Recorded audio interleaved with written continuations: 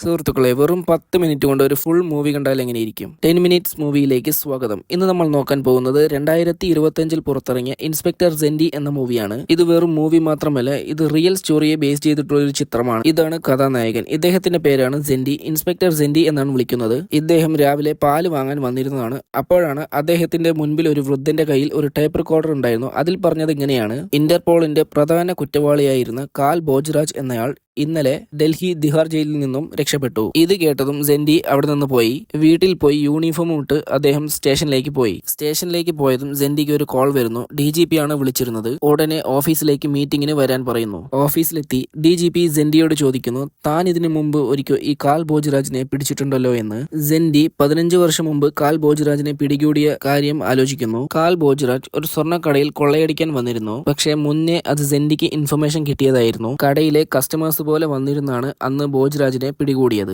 DGP പറയുന്നു, തിഹാർ ജയിലിൽ നിന്നും കാൽ രക്ഷപ്പെട്ടതിന് ശേഷം മുംബൈയിലോട്ടാണ് വന്നതെന്ന്. പക്ഷേ ഈ പോലീസുകാർ പറയുന്നു, 15 വർഷം മുമ്പ് അവൻ സാധാരണ ഒരു കള്ളനായിരുന്നു. പക്ഷേ അവൻ ഇന്റർപോൾ തേടുന്ന 4 രാജ്യങ്ങൾ തേടുന്ന ഒരു കുറ്റവാളിയാണെന്ന്. നിനക്ക് അവനെ പറ്റി എന്തെങ്കിലും അറിയാമോ എന്ന് ഇൻസ്പെക്ടറോട് ചോദിക്കുന്നു. പക്ഷേ ഇൻസ്പെക്ടർ ഒന്നും പറയാതെ മിണ്ടാതെ നിൽക്കുകയാണ്. DGP പറയുന്നു, നമ്മൾ തെറ്റായ ആളെ തിരഞ്ഞെടുത്തുവെന്ന്. അപ്പോഴാണ് ഇൻസ്പെക്ടർ സെൻഡി കാൽ ബോജ്രാജിന്റെ മൊത്ത ഹിസ്റ്ററിയും പറയുന്നത്. അവൻ ഇതുവരെ 32 പേരെ കൊന്നിട്ടുണ്ട്. ആഡംബര ജീവിതമാണ് ജീവിക്കുക. 5 പ്രാവശ്യം അറസ്റ്റ് ആയിട്ടുമുണ്ട്, 5 പ്രാവശ്യം എസ്കേപ്പ് ആയിട്ടുമുണ്ട്. DGP അവനെ പിടിക്കാനായിട്ട് അസൈൻമെന്റ് കൊടുക്കുന്നു. അങ്ങനെ ഇൻസ്പെക്ടർ അന്വേഷണം തുടങ്ങുന്നു. അവന്റെ ഫോട്ടോയും എടുത്തിട്ട് എല്ലാവരോടും ചോദിക്കുന്നു. അങ്ങനെ ഇൻസ്പെക്ടർ സെൻഡി വീട്ടിലിരിക്കുമ്പോൾ അദ്ദേഹത്തിന് ഒരു കോൾ വരുന്നു. ഒരു ഹോട്ടലിൽ സംശയം തോന്നിക്കുന്ന തരത്തിൽ ചില ആൾക്കാർ വന്നിട്ടുണ്ട് എന്ന് പറയുന്നു. ഇൻസ്പെക്ടറും ടീമും ഹൗസ് കീപ്പിംഗിന്റെ ഡ്രസ് ഇട്ട് അവിടെയുള്ള എല്ലാ റൂമുകളും പരിശോധിക്കുന്നു. കാൽ ബോജ്രാജും അവിടെ തന്നെ ഉണ്ടായിരുന്നു. 410 റൂമിലെ കതക് തുറക്കുന്നില്ല എന്ന് പറഞ്ഞിട്ട് കതക് ചവിട്ടി തുറന്നു. പക്ഷെ അതിലുള്ളത് വേറൊരാളായിരുന്നു. അയാളെ അടയാളം അറിയാത്തത് കൊണ്ട് അയാളെ തന്നെ പോലീസുകാർ പിടിച്ചുകൊണ്ടുപോയി. അപ്പോ കാൽ ബോജ്രാജ് തലനാരയ്ക്കാണ് രക്ഷപ്പെട്ടു പോയത്. ഹോം മിനിസ്റ്റർ ഓഫീസിൽ വെച്ച് ഹോം മിനിസ്റ്റർ DGPയോട് പറയുന്നു, നിങ്ങളുടെ പോലീസ് തെറ്റായ ഒരാളെയാണ് പിടിച്ചിരിക്കുന്നത്, അതും ഫ്രഞ്ച് നാട്ടിൽ ചേർന്ന ഒരാളെ. അവനെ എത്രയും പെട്ടെന്ന് സസ്പെൻഡ് ചെയ്യ് എന്ന് പറഞ്ഞു വിടുന്നു. പിറ്റേ ദിവസം DGP സർ ഇൻസ്പെക്ടറോട് പറയുന്നു, അവനെ എത്രയും പെട്ടെന്ന് പിടിക്കണം, ഇല്ലെങ്കിൽ നമ്മുടെ കഥ കഴിയും. എന്തു വന്നാലും അവനെ പിടിക്കേണ്ടത് മുംബൈ പോലീസ് ആയിരിക്കണം എന്ന് പറയുന്നു. പിറ്റേ ദിവസം കാൽ ബോജ്രാജ് നാട് കടക്കാൻ വേണ്ടി എയർപോർട്ടിലേക്ക് വന്നിരുന്നു. അവിടെ മൊത്തം ചെക്കിംഗ് ആയിരുന്നു, അവന്റെ ഫോട്ടോയും കാണിച്ചിട്ട്. അപ്പോൾ കാൽ ബോജ്രാജ് അവന്റെ പോസ്റ്ററിൽ എന്തോ ഒന്ന് എഴുതുകയായിരുന്നു. അപ്പോൾ അത് നോക്കാനായിട്ട് നമ്മുടെ ഇൻസ്പെക്ടർ അവിടെ വന്നിരുന്നു. ഇൻസ്പെക്ടറുടെ കൂടെ ജേക്കബ് എന്നൊരു പോലീസുകാരനും കൂടി ജോയിൻ ചെയ്തു. ആ പോസ്റ്ററിൽ എഴുതിയത് ഇങ്ങനെയായിരുന്നു: കാൽ ബോജ്രാജും ടീമും വേറൊരു സ്ഥലത്തേക്ക് സ്ഥലം മാറുകയായിരുന്നു. അപ്പോഴാണ് അവന്റെ കൂടെയുള്ള ഒരുത്തൻ പോലീസിൽ പിടിപെട്ടത്. അവനെ ചോദ്യം ചെയ്തപ്പോൾ ആദ്യം അവനൊന്നും പറഞ്ഞില്ല. പിന്നീട് അവൻ സത്യം പറഞ്ഞു. ഹോട്ടൽ പഞ്ചരത്നയിലാണ് അവർ ഉള്ളത്. പോലീസുകാരെല്ലാരും ആ ഹോട്ടലിലേക്ക് പോയി. പോലീസുകാർ വന്ന് ഇവന്റെ ഫോട്ടോയും കാണിച്ചിട്ട് ഇവൻ ഇവിടെ ഉണ്ടോ എന്ന് ചോദിച്ചപ്പോൾ ഇവർ ഇന്നലെ രാത്രി തന്നെ ഇവിടെ നിന്ന് പോയി എന്ന് പറയുന്നു. കാൽ ബോജ്രാജിന്റെ കൂടെയുള്ളവൻ വേറൊരു സ്ഥലത്തേക്കാണ് പോകാൻ നിൽക്കുന്നത്. പക്ഷേ അവന്റെ ട്രെയിൻ മിസ്സായതുകൊണ്ട് അവൻ ഹോട്ടലിലേക്ക് തന്നെ തിരിച്ചു വരുന്നു. അവൻ വന്നിട്ട് അവൻ താമസിച്ച അതേ റൂമിനെ ചോദിക്കുന്നു. ഹോട്ടലുകാരനും പോലീസിന് മെല്ലെ സിഗ്നൽ കാണിക്കുന്നു ഇവനാണ് അവനെന്ന്. പോലീസുകാർ മെല്ലെ അവനെയും പിടികൂടി ചോദ്യം ചെയ്യാൻ തുടങ്ങി. അവനും ആദ്യം ഒന്നും പറഞ്ഞില്ല. പിന്നീട് 2 കൊടുത്തതിന് ശേഷം അവൻ ഉത്തരം പറഞ്ഞു. അവനൊരു ബൈക്ക് വാങ്ങി. ബൈക്ക് നമ്പർ GRD 5460 എന്ന്. അവരൊക്കെ പോയത് ഗോവയിലോട്ടാണെന്ന്. കാൽ ബോജ്രാജ് പറയുന്നു, 5 ദിവസത്തിൽ ആ കപ്പൽ അമേരിക്കയിലോട്ട് പോകും. അതിലാണ് നമ്മൾ അമേരിക്കയ്ക്ക് പോകുന്നത് എന്ന് പറയുന്നു. കാലിന്റെ കൂടെയുള്ളവൻ പറയുന്നു, നമുക്കപ്പോ ഇനി 3 പാസ്പോർട്ട് വേണമെന്ന്. പക്ഷേ കാൽ പറയുന്നു, നമുക്കാദ്യം 3 ഡെഡ് ബോഡി വേണമെന്ന്. കാലിന്റെ കൂടെ ഈ ഇവന് നല്ല വായാണ്. വെറുതെ ആവശ്യമില്ലാതെ സംസാരിച്ചുകൊണ്ടിരിക്കും. അപ്പൊ തന്നെ സ്പോട്ടിൽ അവന്റെ കഴുത്തറുത്ത് കൊന്നിട്ട് അവൻ പറയാണ്, ഇനി നമ്മൾക്ക് വെറും 2 പാസ്പോർട്ട് മതി എന്ന്. പിറ്റേ ദിവസം കമ്മീഷണർ അടക്കം സെൻഡിയുടെ വീട്ടിൽ ഒരു മീറ്റിംഗ് ഉണ്ടായിരുന്നു. DGP പറയുന്നത് ഇതാണ്: ഗോവ പോലീസിന്റെ സഹായം നമ്മൾ തേടുന്നില്ല, മുംബൈ പോലീസാണ് അവനെ പിടിക്കേണ്ടത്. കാരണം ഇവൻ 4 ദിവസം മുംബൈയിൽ ഇരുന്നിട്ടാണ് രക്ഷപ്പെട്ടത്. അതുകൊണ്ട് എന്ത് വന്നാലും മുംബൈ പോലീസാണ് അവനെ പിടിക്കേണ്ടതെന്ന് പറയുന്നു. അങ്ങനെ എല്ലാവരും ഫ്ലൈറ്റിൽ ഗോവയിലേക്ക് പോകുന്നു. അവിടെ ഒരു റൂം എടുത്ത് അവർ താമസിക്കുകയാണ്. അപ്പോഴാണ് ആ ബൈക്കിന്റെ അഡ്രസ് ഡീറ്റെയിൽസ് കിട്ടിയത്. എന്നിട്ട് ഇവരെല്ലാവരും ആ അഡ്രസ്സിലേക്ക് പോകുന്നു. കഥക് കുറെ നേരം തട്ടിയിട്ടും ആരും വന്നില്ല. അങ്ങനെ ഇൻസ്പെക്ടർ ഒരുത്തനെ മേലെ കൂടി അകത്ത് കയറാൻ പറഞ്ഞ് എല്ലാവരും വീടിനകത്തേക്ക് കയറുന്നു. അവർ വീട് പരിശോധിക്കുന്നതിനിടയിലാണ് പെട്ടെന്ന് ഹൗസ് ഓണർ വന്ന് എല്ലാവരെയും ഗൺ പോയിന്റിൽ നിർത്തി.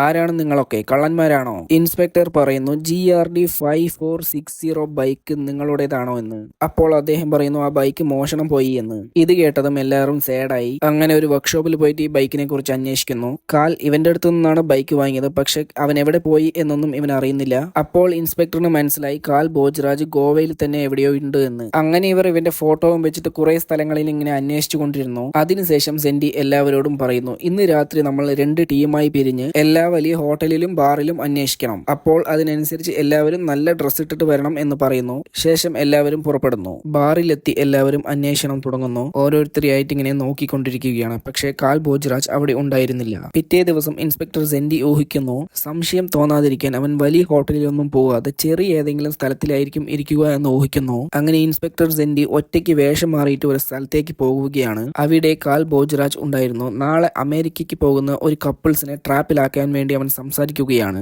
അവർക്ക് ഡ്രിങ്ക്സ് എടുത്തിട്ട് വരാമെന്ന് പറഞ്ഞിട്ട് എന്തോ മിക്സ് ചെയ്യുന്നു. ഇൻസ്പെക്ടർ ഇത് അവനായിരിക്കുമെന്ന സംശയത്തിൽ നോക്കാനായിട്ട് വരുന്നു. അപ്പോൾ പെട്ടെന്ന് അവിടെ രണ്ടുപേരും അടികൂടുന്നു. തടയാനായിട്ട് ഇൻസ്പെക്ടർ പോകുന്നു. ഞാൻ പോലീസാണെന്നും പറയുന്നു. കാൽ ഭോജ്രാജ് ഇത് കേട്ടതും അവിടെ നിന്ന് പെട്ടെന്ന് എസ്കേപ്പായി. അവിടെ ചെറിയ വാക്കുവാദം പോലെ ആയതുകൊണ്ട് പെട്ടെന്ന് സെൻഡിയുടെ തലയ്ക്ക് ആരോ അടിച്ചു. അത് ഗോവ പോലീസ് ആയിരുന്നു. ഗോവ പോലീസ് ഇൻസ്പെക്ടറെ ചോദ്യം ചെയ്യുന്നു. ഇദ്ദേഹം പറയുന്നുണ്ട് ഞാൻ പോലീസാണെന്ന്. എന്തിനാ വന്നതെന്ന് ചോദിച്ചപ്പോൾ ജസ്റ്റ് ടൂറിസത്തിന് വേണ്ടി വന്നതാണെന്ന് പറയുന്നു. പക്ഷേ ഗോവ പോലീസിന് ഇതൊന്നും വിശ്വസിക്കാൻ കഴിഞ്ഞില്ല. എന്തൊക്കെയോ പറഞ്ഞിട്ട് അയാളെ പറഞ്ഞു വിടുന്നു.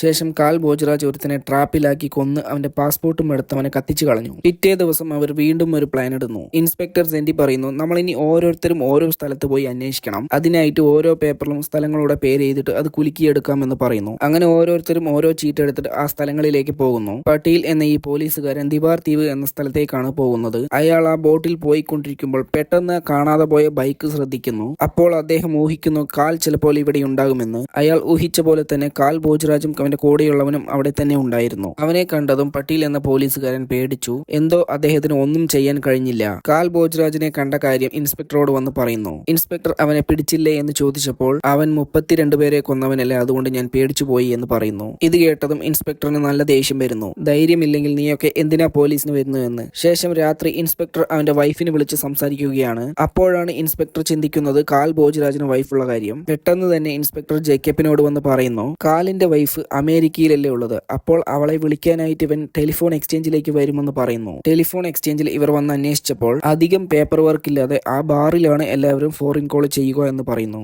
അങ്ങനെ എല്ലാവരും ആ ബാറിലേക്ക് പോവുകയാണ്. കാൽ ഭോജ്രാജ് അവിടെ ഫോൺ സംസാരിച്ചു കൊണ്ടിരിക്കുകയാണ്. ഇവർ അകത്തേക്ക് പോകുന്നതും അവൻ പുറത്തേക്ക് പോകുന്നു. പരസ്പരം രണ്ടുപേരും കണ്ടുമുട്ടിയില്ല. അവർ ആ ബാറിൽ വന്നിരുന്ന് ഡിസ്കസ് ചെയ്യുകയായിരുന്നു. പെട്ടെന്ന് ഇദ്ദേഹത്തിന്റെ ഒരു ഫ്രണ്ട് വന്നു. അവർ തമ്മിൽ വിശേഷങ്ങൾ അന്വേഷിക്കുന്നു. അദ്ദേഹം പറയുന്നു, ഡൽഹിയിൽ നിന്ന് ഒരു വലിയൊരു അധികാരി വന്നിട്ടുണ്ട്, അവരെ പരിചയപ്പെടുത്താമെന്ന് പറഞ്ഞിട്ട് എല്ലാവരും അങ്ങോട്ട് പോണു. സാറും ഞങ്ങൾ ഒരു 16 പേരും കൂടി കാൽ ഭോജ്രാജിനെ പിടിക്കാനാണ് ഇവിടെ വന്നതെന്ന് പറയുന്നു. അപ്പോൾ ആ ഇൻസ്പെക്ടർ സെൻഡി ആ അധികാരിയോട് പറയുന്നു, ഞങ്ങളും കാൽ ഭോജ്രാജിനെ പിടിക്കാനാണ് വന്നത്, ഞങ്ങൾക്കൊരു എവിഡൻസ് കിട്ടിയിട്ടുണ്ട്, അവന്റെ വൈഫിനെ വിളിക്കാനായിട്ട് അവൻ ഈ ഹോട്ടലിലേക്ക് വരുമെന്ന് പറയുന്നു. അപ്പോൾ ആ അധികാരി അതൊന്നും കാര്യമാക്കാതെ കാൽ ഭോജ്രാജ് ഇങ്ങനെയുള്ള ചെറിയ ഹോട്ടലിലേക്കൊന്നും വരില്ല എന്ന് പറയുന്നു. 4 ദിവസം അവൻ മുംബൈയിലല്ലേ ഇരുന്നത്, എന്നിട്ട് നിങ്ങൾക്ക് പിടിക്കാൻ കഴിഞ്ഞില്ലല്ലോ എന്ന് പറഞ്ഞ് ഇൻസൾട്ട് ചെയ്യുന്നു. അപ്പോൾ സെൻഡിക്ക് ദേഷ്യം വന്നിട്ട് അദ്ദേഹം പോവാൻ നേരത്ത് പറയുന്നു, നിങ്ങളും മര്യാദയ്ക്ക് ജോലി ചെയ്യാത്തത് കൊണ്ടാണ് അവൻ ഡൽഹി തിഹാർ ജയിലിൽ നിന്ന് രക്ഷപ്പെട്ടതെന്ന് പറയുന്നു. അതിനുശേഷം ഇൻസ്പെക്ടറും ടീമും അവന് വേണ്ടി അവിടെ തന്നെ വെയിറ്റ് ചെയ്യുകയായിരുന്നു.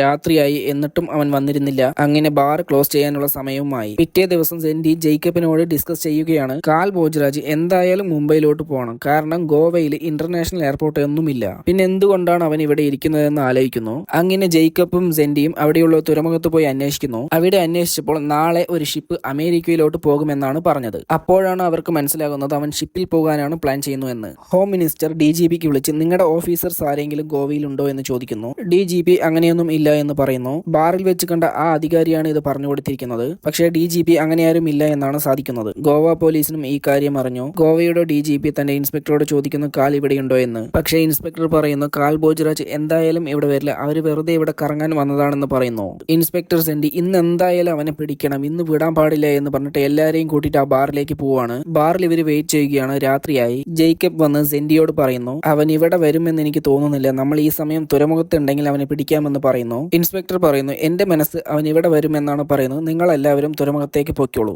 ജേക്കബും എല്ലാവരും അങ്ങോട്ട് പോവാൻ നിൽക്കുകയാണ്. പട്ടീലിനെ വിളിച്ചപ്പോൾ ഞാൻ സാറിന്റെ കൂടെ നിൽക്കാമെന്നും പറയുന്നുണ്ട്.